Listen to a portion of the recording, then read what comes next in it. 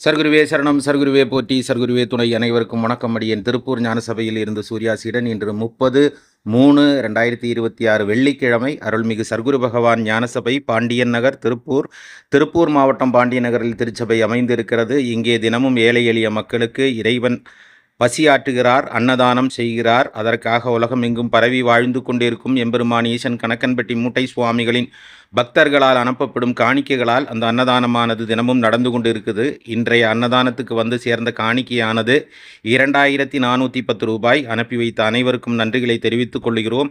ஏழைகளின் சிரிப்பில் இறைவனை காணலாம். புண்ணியம் செய், கர்மம் தீர். நம் கர்ம வினைகள் தீர்ப்பதற்காக, ஏழை எளிய மக்களின் பசி ஆற்றுவதற்காக நம்மால் முடிந்ததை செய்வோம். உறவுகளே, இங்கே அனுப்பி இல்லை என்றாலும் நீங்களாவது உங்களை சுற்றி இருக்கும் 10 பேருக்கு அன்னம் தானமாக வழங்குங்கள். நம் கர்ம வினைகள் தீரும்.